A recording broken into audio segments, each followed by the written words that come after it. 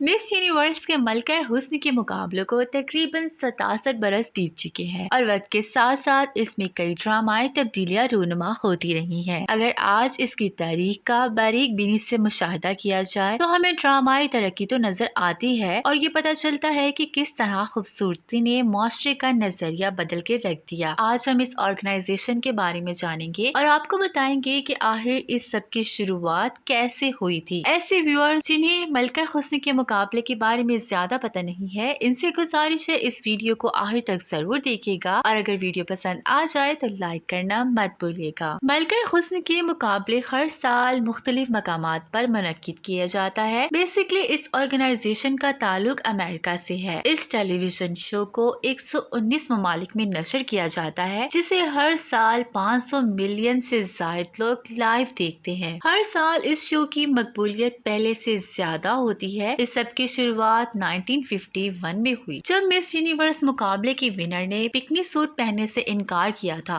जिसे कैटरीना स्विमवेयर ने तैयार किया। बाद इस कंपनी ने अपने ब्यूटी पीजेंट्स मुतारिफ करवाए, जहां कंटेस्टेंट्स अपने कपड़े खुद अपनी मर्जी से मुंतखब करती थी। पहले मलका हुस्न के मुकाबले में सिर्फ 30 खवातीन ने ही शिरकत की, जिसमें फिनलैंड की आर्मी कोस्टलान ने मुकाबला जीत लिया था, लेकिन जल्द ही इन्हें ये टाइटल वापस करना पड़ गया क्योंकि उन्होंने शादी कर ली थी। क्या आप जानते हैं कि मलका हुस्न बनने के लिए आपको हमेशा गैर शादीशुदा ही रहना पड़ता है? जी हाँ नाज़रीन, मलका हुस्न बनने के लिए आपको कुछ सख्त असूल फॉलो करने पड़ते हैं, जिनमें से पहला तो ये है कि आप गैर शादीशुदा रहेंगी। इसके अलावा डाइवोर्स लड़कियां इस मुकाबले में हिस्सा नहीं ले सकती और न ही वो माँ बन सकती हैं, खास तौर पर तब जब आप मुकाबले में शरीक हों। कंटेस्टेंट्स की उम्र 18 से 27 साल के बीच में होनी चाहिए है और अगर शो के दौरान आपने किसी भी चीज के मुतालिक झूठ बोला तो आपको फौरन मुकाबले से हाथ धोना पड़ेगा। इसके अलावा जीतने के बाद मलका हुस्न को 1 साल दूसरे ममालिक में सफर करने के साथ इस पेजेंट की तशहीर करनी होती है और कई इंटरव्यूज देने के लिए हर दम तैयार रहना इनकी शराइत में शामिल है। इन्हें काफी पैसे भी मिलते हैं और मुख्तलिफ स्कूलों में अनगिनत स्कॉलरशिप भी दिए जाते हैं। इसके अलावा मुख्तलिफ मॉडलिंग एजेंसियों के साथ contract, Namvar beauty product, fitness products तक रसाई वगैरह भी शामिल है। हर वो मुल्क जिसे इस मुकाबले में शिरकत करनी होती है, इन्हें एक मखसूस रकम अदा करनी पड़ती है और अक्सर ममालिक जो ये रकम अदा नहीं कर सकते वो इस मुकाबले में हिस्सा भी नहीं ले पाते। एक असूल ये भी है कि शुरा को स्विम सूट और इवनिंग गाउन में ही ये मुकाबला लड़ना पड़ता है। दोस्तों, माजी में सभी मलका हुस्न बिकनी में ही इस मुकाबले में परफॉर्म करती नहीं है। शुरुआती दिनों में इसी लिबास में इस मुकाबले में मौजूद हसीनाओं को जज किया जाता था, लेकिन फिर 1960 में इस मुकाबले में इंटरव्यू का एक छोटा सा पोर्शन मुतारिफ करवा दिया गया, जिसमें उम्मीदवार अपने आप को अच्छे से सबके सामने पेश कर सकती थी। इसके बाद मजीद कुछ तब्दीलियां भी की गई, लेकिन सवाल ये है कि खूबसूरती को लेकर वक्त के साथ साथ हमारा नजरिया आखिर कैसे बदलता गया। खूबसूरती के मयार में कुछ नुमाया तब्दीलियां जैसा कि कद और उम्र है, जैसा कि 1965 में मलका हुस्न के मुकाबले की विनर का कद 5 फीट 4 इंच था और उसके बाद 2003 में एमिलिया वेगा का कद 6 फीट 1 इंच। अगर उम्र की बात की जाए तो 1952 में एक 18 साल लड़की ने इस मुकाबले को जीता था, जबकि 1977 में 26 साल लड़की ने ये टाइटल अपने नाम किया। वक्त के साथ ये तब्दीलियां काफी दिलचस्प होती गई। इस मुकाबले के पहले 6 साल खवातीन ये मुकाबला जीतती और बस बात यहीं तक रह जाती, लेकिन फिर 1997 में पहली लैटिन अमेरिकन क्लैरिस जेंटर, जो कि पेरू से ताल्लुक रखती थी, उन्होंने ये मुकाबला जीता और फिर चीजें बदलती गई। लोग औरतों को खुद को अपनी नुमाइंदगी करते देखने लगे, जो कि पहले कभी नहीं हुआ था। फिर 1950 में ग्रेस कैली जैसी अदाकाराएं हर मैगजीन के कवर पर नजर आने लगी और खूबसूरती के अंसर के तौर पर जानी जाने लगी। इसके बाद मेरियन स्टीवनसन और हेल्वे रॉमेन ने भी मलका हुस्न का ताज अपने नाम किया, लेकिन अगर हम इन दोनों का मवाजना करें तो एक के बाल बिल्कुल गोल्डन है और दूसरे के काले। देखिए किस तरह लोगों का खूबसूरती को लेकर हर साल नजरिया बदलता है। ये काफी लाजवाब है। 1959 में अकीका हाजिमा, जिनका ताल्लुक जापान से था, ये टाइटल उन्होंने अपने नाम किया। वो एशिया की पहली खातून थी जिन्होंने ये ताज अपने नाम किया। ये बात काफी हैरत कुन है क्योंकि अभी भी अमेरिका में काफी नस्ल परस्त लोग मौजूद हैं जो जापानी लोगों को وہ تعصب کی نظر سے دیکھتے ہیں۔ امریکہ میں موجود ملکہ حسن کی یہ کمپنی عقیقہ کی خوبصورتی پر ناز کرتی ہے۔ پھر 1977 میں افریقہ سے تعلق رکھنے والی ایک دوشیزہ نے یہ ملکہ حسن کا لقب اپنے نام کیا۔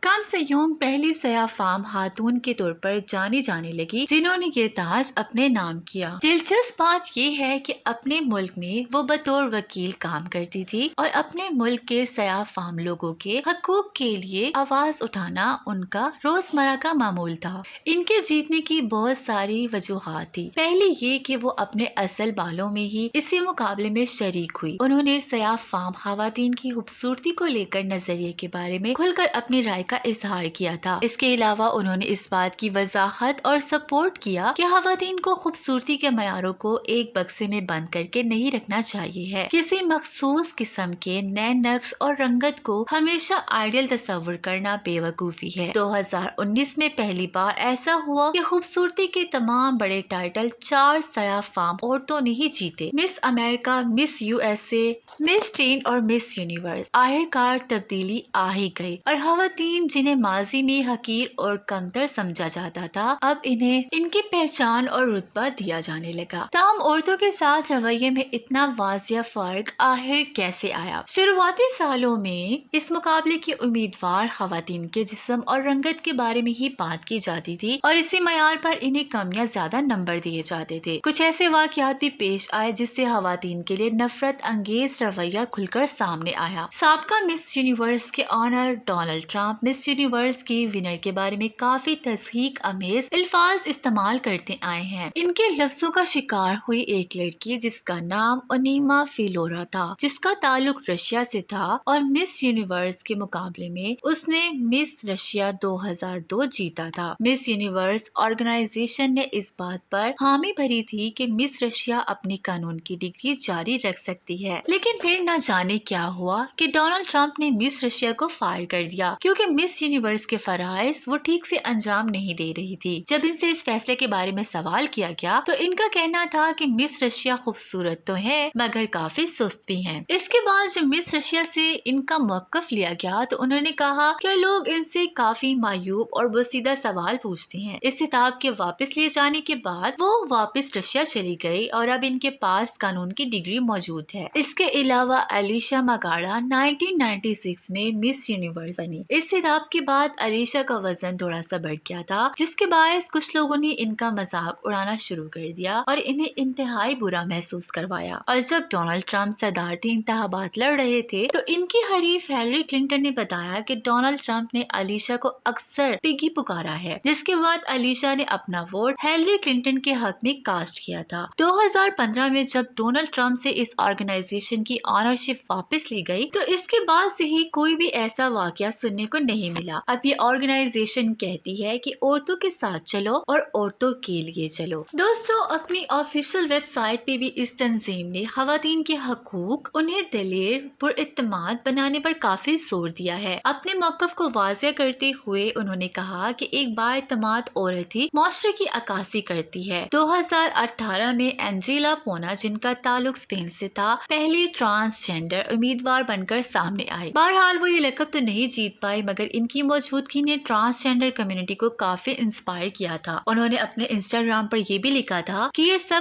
آپ لوگوں کے لیے ہے جن کی کوئی پہچان نہیں، کوئی آواز نہیں، ہم سب عزت، آزادی اور اپنی پہچان کے حقدار ہیں۔ ان کا مزید کہنا تھا کہ وہ فخر محسوس کرتی ہیں اپنی کمیونٹی، خواتین اور باقی انسانی حقوق کی ترجمانی کرنے میں انہیں کوئی شرم محسوس نہیں ہوتی۔ 2019 میں سویزنٹس، جن کا تعلق میانمار سے تھا، پہلی ایسی خاتون بن کر سامنے آئی جو کہ کھلے عام لیسبین ہونے کا اظہار کرتی تھی۔ 21 سالہ اس خاتون نے یہ سب بیوٹی پیجن کے بلاگ میں کھلے عام بتایا تھا اور اس کا مزید کہنا تھا کہ ذاتی طور پر میرے لیے یہ کافی مشکل ہے لیکن اب مجھے لگتا ہے کہ میرے پاس ایک اچھا موقع ہے اپنی آواز سے اس مسئلے کو مزید پروموٹ کرنے کا۔ میرے کچھ چاہنے والوں کو اس بارے میں پتا ہے کہ میں لیسبین ہوں हूँ, लेकिन वो फिर भी मुझे सपोर्ट करते हैं। पहली दफा ऐसा हुआ है कि मैंने इस बारे में खुलकर सबके सामने बात की है। इसके बाद उन्होंने अपने पार्टनर के साथ कुछ तस्वीर भी सोशल मीडिया पर शेयर की थी और कहा कि ये मेरे मुल्क में एक उम्मीद की किरण जैसा है, क्योंकि म्यांमार में ऐसे ताल्लुक रखना गैर कानूनी समझा जाता है। इस वजह से लोगों को सजा हो सकती है और वो जेल भी जा सकते हैं। दरहकीकत आपको इस मसले में थोड़ा संभल कर रहना चाहिए। एक इंटरव्यू में उन्होंने ये भी कहा कि LGBT लोगों के म्यांमार में बराबरी के हकूक नहीं है और मैं इन्हें बदलना चाहती हूँ। इनका मजीद ये कहना था कि अगर वो इस मसले के बारे में खुलकर बात कर रही हैं, तो दूसरे लोगों को भी अपनी आवाज उठानी चाहिए। लोगों के सामने ऐसे बात करके उन्होंने खुद को बहुत बड़े खतरे में डाल दिया था, लेकिन दोस्तों इससे इन्हें काफी पजीराई और शोहरत भी मिली थी। हमारा जाती तौर पर मानना ये है कि नाज़रीन हर बदलते साल में खूबसूरती को लेकर अपने नजरिए को बदल देते हैं और लोगों ने अपने जहन में तब्दीली को काफी जगह दी है। इस मलका हुस्न के मुकाबले के क्राउन भी नायाब और कीमती हीरो से बनाए जाते हैं। वक्त बदलते बदलते इन खूबसूरत क्राउन्स में नुमाया तब्दीलियां की गई हैं। एक ताज ऐसा बनाया गया था जिसमें ब्राउन रूबीज लगाए गए जो कि HIV जैसे मसले को नुमाया करते थे। 2009 में डायमंड नेक्स्ट लैब ने मिस यूनिवर्स का क्राउन तैयार किया था और इस पर 1300 जेमस्टोन नस्ब किए थे। इस डिजाइनर ने सोचा कि मिस यूनिवर्स के HIV अवेयरनेस के प्रोग्राम को इसके जरिए मजीद फरोग मिलेगा। पिछले साल बनने वाला क्राउन जिसकी कीमत $5 बिलियन थी और इसका वजन 62 कैरेट था। डिजाइनर का कहना था कि ये ताज जज्बात, कम्युनिटी और डाइवर्सिटी की नुमाइंदगी करता है। शुरुआत के सालों में क्राउन पर इतना टाइम और पैसे खर्च नहीं किए जाते थे, लेकिन दोस्तों देख लीजिए गुजरते सालों के साथ क्राउन के जरिए खवातीन की खूबसूरती, जहानत, काबिलियत को खराज तहसीन पेश की जा रही है। तो आपको आज की वीडियो कैसी लगी नीचे कमेंट सेक्शन में जरूर बताइएगा और हमारे चैनल को सब्सक्राइब करने के बाद घंटी के निशान को प्रेस करना बिल्कुल मत भूलिए।